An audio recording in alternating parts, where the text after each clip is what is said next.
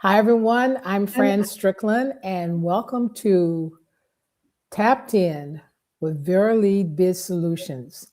And today I have a fantastic guest, Tony Gyenis, and we're here to bring to you information that will help you grow and evolve, not only in your business and professionally, but also personally, because ultimately they're all one. So, Tony, thank you so much for being with us. How are you today? I'm good. Thank you, Fran, for inviting me. This is a great. Super. Folks, Tony is in the space of energy, sound frequency, mediumship, and clairvoyance. He's a practitioner par excellence, and we are delighted to have him come to us. And we really are going to get into a fantastically interesting and very practical conversation with him today. So, Tony, why don't you just, open up? I gave a very light introduction. We Hmm. want to hear what, kind of what it is you really do. Well, thank you, Fran. I'm basically a medium and clairvoyant. I do connect to energies. I'm very sensitive that way. It's been taking years to do that. And I focus a lot, I've always focused a lot on businesses and how we can bring that level of sensitivity and intuition to business. A lot of times we hear that businesses are just, there's a way of doing it's like a machine. Sales, we're focused on marketing, we're focused on all the things that makes a business grow. But there's a business that part of it that we don't always connect to. And that's always what people find that they hit a plateau or they get to a point where they don't know where else to go or they're not happy. In doing Mhm. that, it's that's what I where I come in, where people have attained some level of success, but they're still not happy. So when we connect to the business, it has intelligence. And when we Mhm. can read that, it wants to succeed, but you don't want to go ahead of it. It wants to lead. And Mm. so that's what I do is that I help business owners become more intuitive so that they're running their business from their heart. Wow. So, Tony, that's so when we talk about the business having an intelligence and that it wants to lead, that is totally opposite what most people get coached in. I mean, when they get help from consultants or whatnot, we talk a lot about leadership. Frame that up for us. How can we come get a sense of that the business is leading us or wants to lead us? Are there some signs of that? Oh, absolutely, Fran.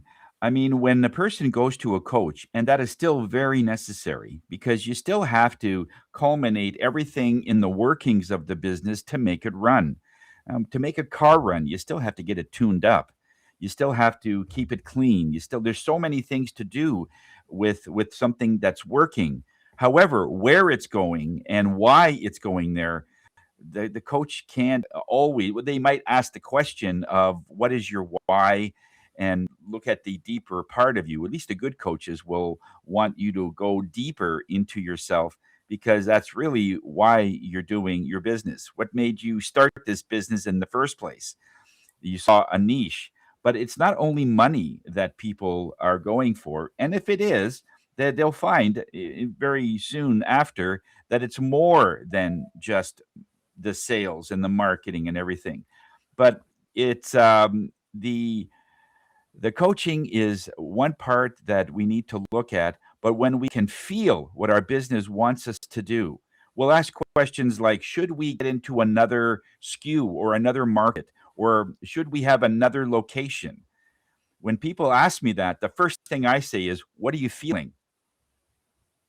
What are Mhm. you feeling? Instead of going through all of the research of the demographics of where this new business might be or another chain of the business, and the coach can tell you a lot about that.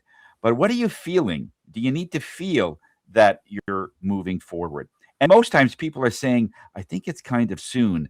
We still need to do a lot of one thing and be good at it and then try and duplicate that rather than the fact that our sales are very good now, the hype is good, and that's when we should really expand.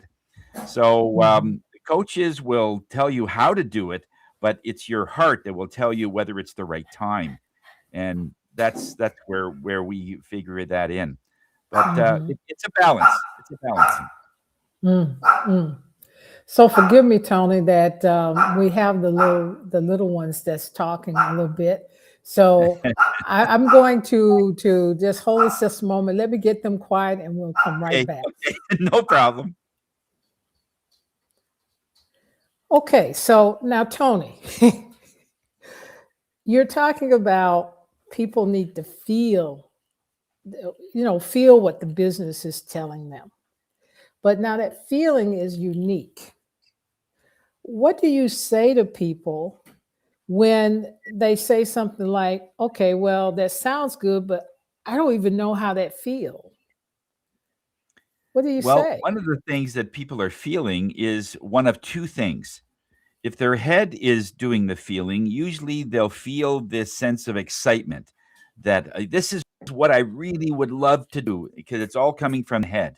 It's all coming from look at the growth potential that we could have having a, let's say a second location or having let's say broadening our product or our service in some way. And so a lot of it is a excitement or the enthusiasm of the energy, but that's not the feeling that you want to tap into. You want to tap into the fact that what is your business saying to you? So when people that come to me, they'll come up with various words. The nearest one that I could think of was the person wanted to open up a second location of a very successful launch of their business and realized that, oh, wow, all these people are coming and wouldn't it be nice to have another location? So, among other things, he came in for a reading for. At the very end, he says, "Oh, by the way, I want to open up another location." And then I looked at him and I says, "Take a deep breath. What are you feeling? What do you feel when you take a deep breath in? Does your chest feel tight, or does it feel like it's expansive?" And the first thing he says, "Well, it feels tight, but I still feel it's the good thing to do." I says, "That's right, because I'm getting the same thing. If your heart is feeling tight, it means it's a no or not right now. If you're basking in success right now, enjoy it. What is the rush? What is the rush of going? It's just that you want to get to a certain status or a certain level of sales, maybe to equaling or surpassing your competition. And so your head is running the show, but your business energy is laughing at you because whatever we plan, there's only so many things that will happen. But in the end, it's the momentum and the energy of your business that will ultimately take on or reject whatever you're trying to do. And when people have already opened up, let's say the second location, and sometimes we'll go through it and they'll still say, no, I still want to do it. So I think I'm going to do it. And that's fine. And I just give them some cautions and various things to do. They'll come back usually 8 months later saying that was a mistake because now I have to run back and forth because now managing two locations was something I did not expect, and it's in a different demographic. People are not looking at the same thing. And now I have one that is still doing very well, but the other one is kind of an anchor. And it's not now I can't even get out of it because I signed a 2-year lease, or there's other commitments with staff, or there's many reasons why people don't close it right away or decide right away. It's always an afterthought. So when you take a deep breath in of how this is it excitement? Then your business wants it to say this is a good idea, then you go with it. But that takes practice because we have been taught and conditioned to be able to listen to other people of what they think they would do if they were in your shoes, but they're not. They're looking at your business in their shoes, which is not applicable to what you should do. So most people say, "What do you think in a bar? What do you think I should do?" And right away, if you're asking, that means you have doubt. That's exactly what it means. It doesn't even matter what the answers are, even if they are insightful in a bar or to a best friend. If you're asking outwardly, it means you're not sure. When you feel that this is the right thing to do and I don't know why, that's more like the energy we're talking about. Mm, mm. You know, as you were talking, I mean, there's several points that you made that really indicate now is not the time, that you can see the tightness in the chest, that the tendency to ask opinions when when it's not clear, or maybe when you really shouldn't. So you get some signs along the way. But I remember, and I think maybe it might have been you saying so, that sometimes we get out in front of the business. And that's very And common, Fran, when yeah, so tell us people about that. are so excited about their business. They just wanna lead, which is fine in the beginning because it does come up with an idea and you're excited about this, what this will do to clients, what this will do perhaps, for you to really find your niche in the market, or it's something that you love to do, then, there's always a tendency, to be in the front. And in the beginning, that's okay. But the problem is we sometimes get addicted to being in the front, thinking that all the things that are coming, you know what's going to happen and you're going to go get through it. But this is where, after about 3 months of 6 months of very heavy moving forward and you're leading, all of a sudden you'll start to ask questions that are not as clear as it was in the beginning. Things like, what color should we use for this corporate file? And then you come up with it, realizing that down the road, well, maybe that red doesn't go very well with whatever medium that you're going on, or whether you should have. There's so many decisions you're going to make in the beginning, and one of the things is that when you're leading, the business can't give you any insight as to where it is or where it needs to go. So the idea is to hold back just a little bit, not so much hold back in your intensity, but holding back in, you want to be able to see what's coming. There's always this person that is constantly driving the business. If you want to drive this bus in spirit form or in energy, that energy will let you, but you don't know where you're going. You don't know the things that are coming. And when you sort of step back a little bit, you see it coming a mile away. And all of a sudden, you'll have, let's say you're talking about, let's say, this second location. That seems to be a one that I've been getting a couple of times, where you're talking about we should open up a second location. And if you just draw back a little bit, just in the sense that, you know what, I'm just going to put it out there, as they say, all of a sudden you'll start to hear different stories or advertising or people, situations that the second location didn't work out. In other words, it is the business way in giving things to look into, because you're about to do something that the business doesn't think is a real thing right now. If you revisit it in a year from now or a couple of years, maybe it'll be ready. But right now, it's a little premature. So when you step back, you're giving that little gap or that little variance where the business, since it has intelligence, can guide you that this is not such a good idea. And then you'll feel it that I'm getting, it's still a fantastic idea, but right now may not be the time. So we could look at it that way, and you're opening it, you will save thousands upon thousands of dollars worth of mistakes when you rush in haste.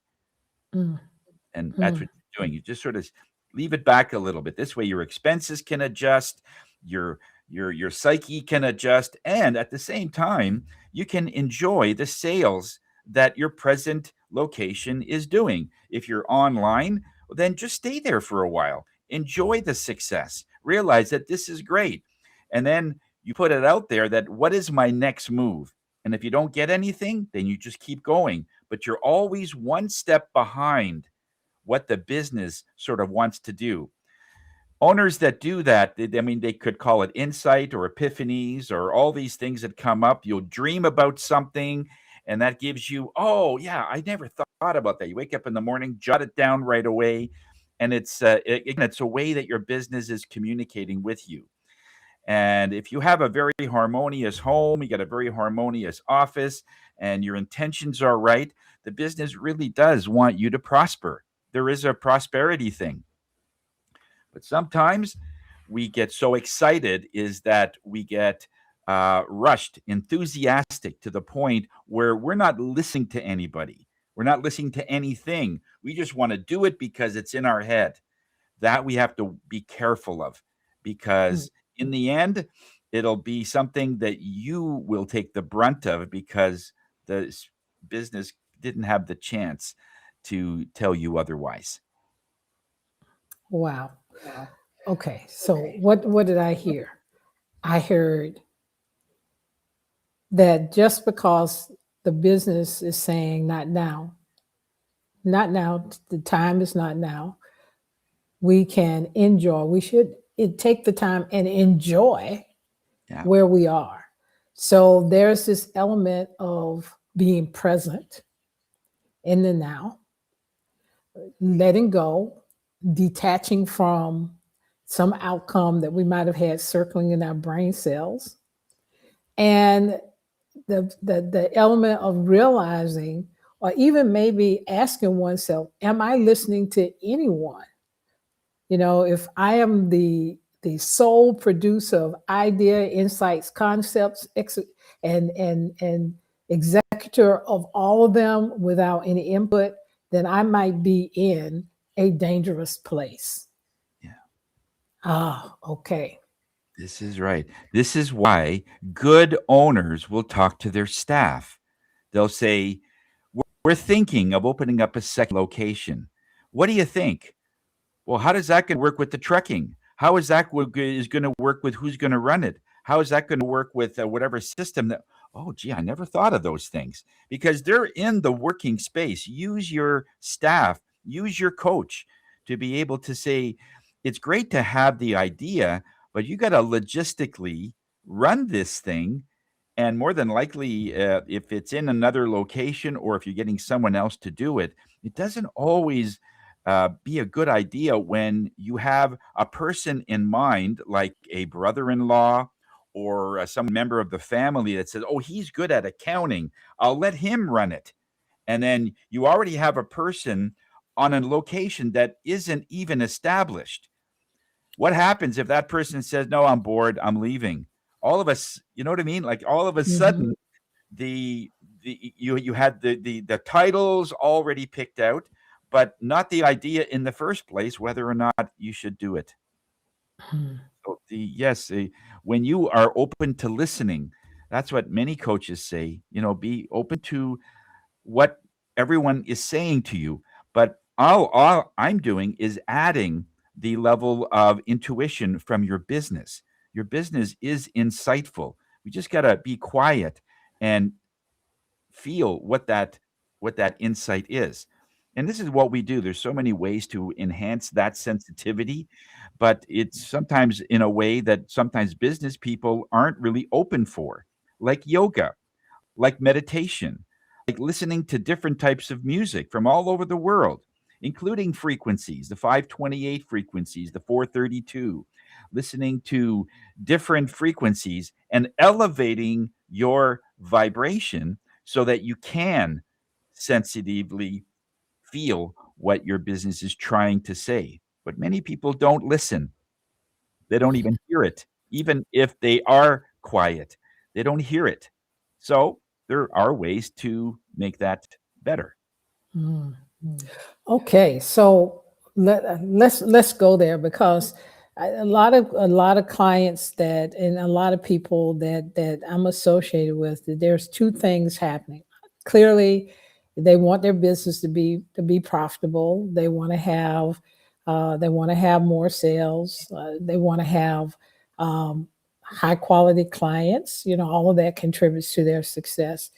And right now, they also talk about it's just wait and see energy. So it's a domino effect. So one, someone waits and sees, so that stops the action here, and then that it just goes down the line, and then suddenly you have stagnation in your revenues or a drop off of revenues. So people are really kind of in that space all the time. Yes, we want more sales for sure. We want more sales, but now energetically, it's just just wait and see. What can they what would you say to someone that's kind of experiencing that right now? This Well, kind of that's lag. clearly something that, yeah, that's something that we've already sort of mentioned. Yeah. When a person has doubt and they wanna wait and see, what they're saying is they wanna see the results of it before they make a decision, and that there's no such thing. There's no such thing as having the sales you want in front of you, and then you're gonna make a decision on those sales. There has to be a point where you feel this is the right thing to do. So you're gonna have insight first, knowing that this is the right way to go. And where does that certainty come from? I mean, many years ago, I remember in my moving business, we had a point where we were just about bankrupt. Our sales were very low, and I just had this inkling to get into the storage part of it for moving, because a lot of other moving companies or competitors were doing storage, but we didn't have that kind of storage facility. So I basically told my wife that, okay, we're going to get into the storage part. We were going to get some containers, and we were going to set up situations where when clients are moving, we can put them in some kind of a storage facility that's ours. It's that we don't have to keep paying every month for it, and so on. And so we would have our own. And if for the first part of it, it wasn't doing very well. Like, we ended up buying 3 containers. We had them full, but it still wasn't producing very much in that. And then my wife says, we got to get out of this. But I says, I know from a numbers point of view, you're right. You're absolutely right. But I'm feeling this is still the way to go. In doing that, I kept working on the different ways of how we could store furniture and how we can do it. And as soon as we started doing that, the revenue from the storage started really increasing a lot. I went from 800 square feet to 1,500 square feet in 2 weeks. Then I doubled that for 3,000 square feet about 3 months later, doubled it again 3 months later. And within a year, we were up to 12,000 square feet, and it was full. Mm. But I didn't see the sales of those. I didn't realize we would have end up having 210 crates and 210 storage facilities, but I just felt that this was the way to go. But from a numbers perspective, it was interesting because when my wife worked out the paperwork, he says, "Well, we're paying 5,000 a month for this, but we're receiving 5,000 a month in, so it's not really doing anything." I says, "That's right. That was never the point. The point is when people store with us, when it goes in, they're gonna hire us when it comes out." And so it was that commitment that if you're coming into our storage, they're not going to send another moving company to come into another moving company storage. So we would get both sides. That's where we started doing it. So it was never a point. I thought it was going to be about profit, but it was more about commitment. And in some Mm. companies, you have to look at something that, is it making any money? No. But what is it doing? The fact that it's there, what kind of effect does it have? Mm. So, but that came from a feeling because I didn't have any numbers. And from that, our sales, our things going in, it got to the point where I worked it out where my guys were loaded the whole truck, and then we had to charge from the person's home into our storage facility. And that was sort of a formula. It came to an additional 6 hours worth of work. But what I worked it out was once the truck is stored and loaded and packed and everything, I would just drop off the guys at their homes. And I would go to the warehouse by myself to unload. And that 6 hours was the additional revenue I needed to supplement the storage. And so it wasn't that difficult, because when it's coming off, it's all on the dock. It just rolls right off. I had over $200 in my shop, so there was many ways that we could do it, and I did it on my own because I had the time. As we grew, then we sort of made that more sophisticated, and I put the dollies in the truck, so everything's on wheels. So when I left the customer's place, everything on the truck had wheels. It was just all strapped so it wouldn't move. When I backed up into the storage, I was able to unload an entire 26-foot truck in about 8 to 9 minutes, because everything's just on wheels. I just had it all on wheels, and it was able to go into the storage very quickly. So I was done in no time, but I ended up getting over $700 for those 9 minutes. So anyway, you find ways to make yourself efficient because you're feeling that this is the direction it needs to go. And it's that certainty that will come out because you're sure, but you don't know why. But people call this is magic or synchronicity or serendipity, all those terms.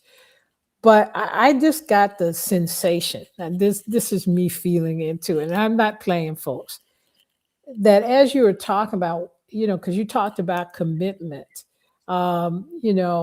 when you feel your way into something, you feel like it's the right thing. There is a degree of commitment that you make because you're convinced from that feeling this is the way you should go. Sometimes it's based upon, as you say, it might be profits, it might be something else, but you go with it. And then there's this element is that once you make that kind of commitment to what you're feeling, then what you need in addition starts to develop. Like you got the insight to, okay, take my team home. They get to have time at home. You had the time, you unloaded the truck. I can make it easy. Put everything on dollies. It's easy. And then that's really when you got the margin on that idea, which suggests to me that ultimately this whole idea of prospering is a consequence of confidence in that intuition that you have. It can be one consequence or one result, not a consequence, a result of belief in your intuition. Now, we are really, this is really a rich conversation, and we only have a few more minutes. But I'm going to give you some minutes today because I want to make sure we round out this conversation. I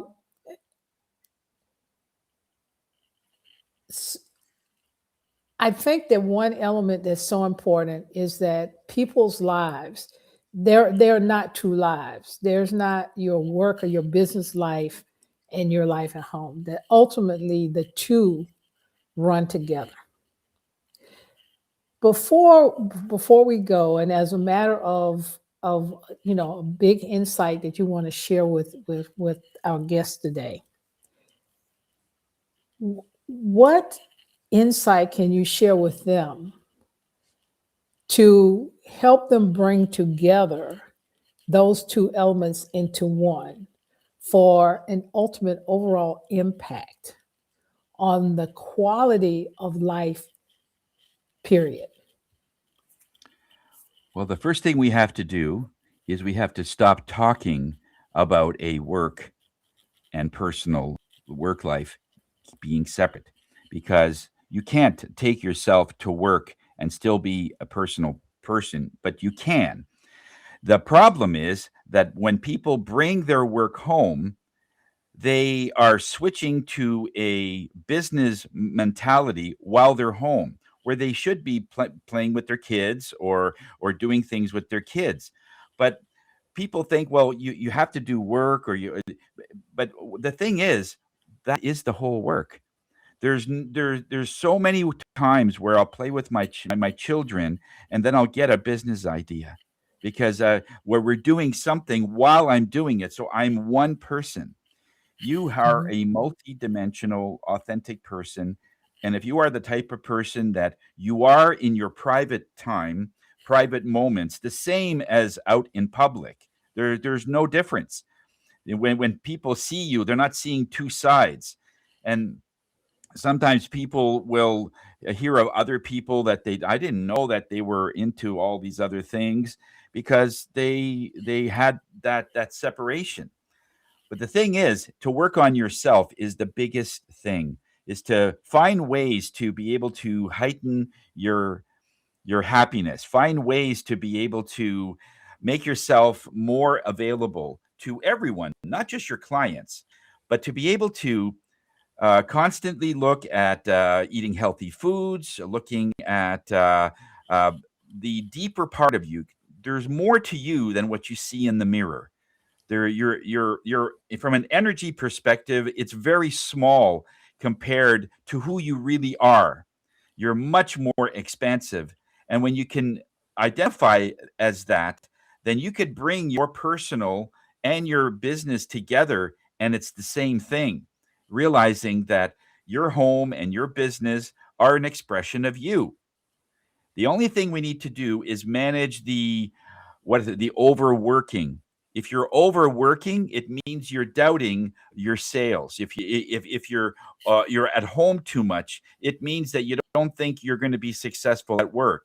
In other words, there the reason that it's been compartmentalized is because people can't manage their time. They go online and they're wasting time on things where they should be doing business. And when they're in business and they have a family reunion or something, they're on the phone with a client or something. Now, if it's different, if it's you're signing a deal, it's very important. That's fine, but it can't happen all the time. You're not always in a 911 that I need to sign this deal. Most times it could wait. But sometimes you feel that, oh, it can't wait because it needs my presence. It doesn't. A person that feels it has to be in a physical place all the time is a person that has doubt of their abilities. But if you have confidence in yourself, if you know that it's okay, I don't need to be there. And this is how billionaires think. They don't work because their sales are, let's say, 5,000 times more than yours. Do you think they're working 5,000 times more than you are? In fact, they're working much less. They're working a lot less. And that's the mentality. Every time you get to a different level, there needs to be a different way that you do business. There's going to be your launch type of self, how you're going to run your business when you first start. Then there's going to be a point where you're going to start doing all the things you need to do, and you can do it all yourself, including the bookkeeping and everything else in the beginning for a certain time just to save on costs because you want the business to have as much capital as possible so you could grow effectively. But it's all going to be in the feeling. And when your sales get to a certain point, then you're going to have another version of yourself taking it from there. And as you go up, there's less and less of your physical self in those tasks. It has to be.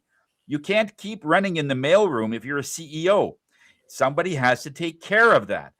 So, what is there? If it's not your physical body, then it's your energetic self, your presence. They know that I'm with a company that really cares about people, and you're instilling that in your employees. And that's what they will do. And a lot of CEOs, they have a higher God, they have a higher purpose, they have a higher reason for doing things. It's not just sales. And when you focus on your customer, giving them value and making the customer feel like they got more than they paid for, then they'll come back. And you can work that in, knowing that whatever they do with you has value, has all kinds of effective things that you could do so that they get prosperous. And then everything comes together in the end. Mm. So if I were to say anything, make yourself more sensitive. Be realizing that what does it take to be in this sensitivity? As I said, it's yoga, you can meditate. Find out if you don't meditate, it's fine. You don't need to. However, it does make a huge difference with your internal system. You Mhm. recalibrate yourself. You start thinking things that'll just start coming to you. You send things out, like when you're saying you're putting it out there, you send those things out. And when it happens, it's something that you didn't do yourself. The people that are humbled, they know they had help, and Mhm. they never lose their identity. They never forget where they came from. Mhm. And Mhm. that's what we're trying to instill in a lot of business owners, bringing in that level of humbleness, that it's not just me all the time. It's you're trying to build something that others can be proud to work for you and with you along the way. Mm. Tony, that's so fantastic. That's it in a nutshell. Ultimately, it isn't all about us. Um, but the big things that I heard today as you talked is about one, realizing that we need to lead space for that business to lead. Give it a couple steps back, listen, tune into it, knowing that what we do running our business as we are running our business is the same person who's showing up day in and day out. There's not two separate people. Stop splitting ourselves in two separate types, Yeah. okay, Yeah. because we're all one. Um, you know, Build the capacity to tune in to the feeling, tightness, expansion. One tells you, not now. One tells you, yes, move ahead. And the other things, realize that once you make a commitment to that feeling, you're trusting, then things also comes along to move it along. So you're not, it's impossible to stand still. My takeaway, and I'm now, maybe it's in my brain cell, but I'm feeling so enthusiastic because um, that tuning in is impossible. It's then impossible for you to stand still, that you are going to move. You are going to move one way or the other. Either you're moving forward or you are now present in this state, but there is a joy or an enjoyment that can happen in this current state as you prepare for that next level. Thank you. Now, just to make sure, Tony, folks, there is so much more to Tony, and it's unfortunate we can't get it all in. But Tony, please tell the audience how they can reach you, and of course, I'm going to make sure that it shows up in the comments when we go live. So, how can people reach you and really tap in to the richness of your capability and care? Well, they could log into our website. It's lovehigherself.com. And we have everything is there, like as far as all the events that we have monthly sound baths, we have remote tuning sessions, which we use different tuning forks and different frequencies, and we could do remote tunings anywhere in the world, or people will come in to our studio. Our email is info@lovehigherself.com. And those are one of the best ways to start the connection. Every Friday at 1:30, I do an online tuning class, a meditation class for 1 hour Eastern time. And it is on our website to click onto that. And it's on our Facebook Live, because we're on Facebook Live and everyone can visit that. We have people that have come. We've been doing that for about 5 years now. And we have the regulars that come every single week. And Spirit always comes up with different topics that is of the highest relevance that people are either praying for or they really want to happen. And those are the topics we're using, like how to say no and be polite, things like that, or how to be able to look at a negative instance and turn it into something positive energetically. If somebody's talking bad about you and bad about your reputation, saying that all the things that are not true, a lot of times our competition starts those things. But let's say there's somebody that is really talking negatively about you. How do we conduct ourselves so energetically we are not affected? Because the first response is anger. and all of that. And spirit has all kinds of different ways of how to be able to get through that and succeed. So we're still waiting for we our last episode we did last week was who is listening. I mean, when you're praying for something, sometimes you don't get a response. Sometimes you just hear nothing. Like you're wanting something, you're praying for it, you're asking whoever, and nothing happens, nothing changes.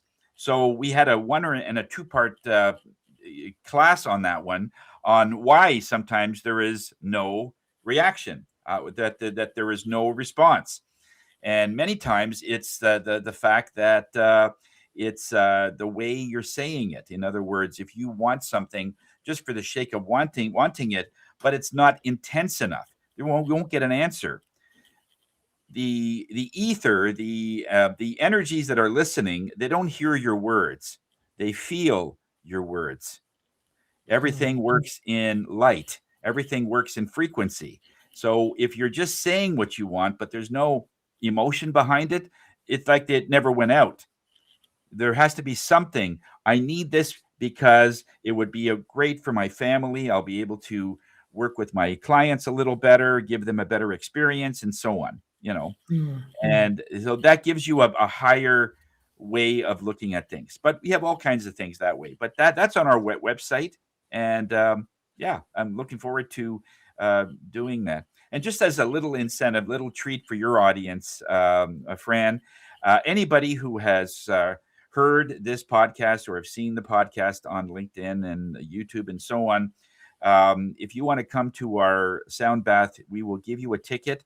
Just go to info@lovehigherself.com. And in the subject, just put, I heard from you from Fran Strickland, or Fran Strickland sent me. And then we'll put your name on that list so that when you come in virtually, you'll be able to be part of our next sound bath, which is, I believe it's in March 25th. But we have the ones on our event calendar every month. So it's every month it comes out. So looking forward to seeing you perhaps in our next sound bath. And we have singing bowls, we've got crystal bowls and gongs and everything, and all at a specific frequency to be able to make you more sensitive, and you'll feel things. People are still buzzing from the last one. I got an email this morning that the person can't stop vibrating. They said it's so powerful, and it's actually increased their business. Since you're at this high level, it's all about attraction. You're attracting new people into your business and sales effortlessly. You don't have to do anything, but it's just your vibe is making the big difference. That's what we try and do. Wow. Tony, you have shared so much. It's just I know it's a metaphor, tip of the iceberg, but you shared so much. And folks, I've had the privilege of spending time with Tony. He is absolutely a powerful individual, great to interact with, such an eye opener. And I encourage you to take advantage, do the sound bathing, but also spend some time with him. His information will be in the comments section when we go live. Tony, thank you so much for being with us. I'm going to have you come back, because I can think of a lot of topics that people will be interested in hearing more about. So please stay in touch, because I'd like to see you come back. And now, folks, that's it. I'm Fran Strickland. What we do is we work with small and medium-sized businesses to get them to predictable profits and performance. And we're here, and we look forward to seeing you next time. So again, thank you so much.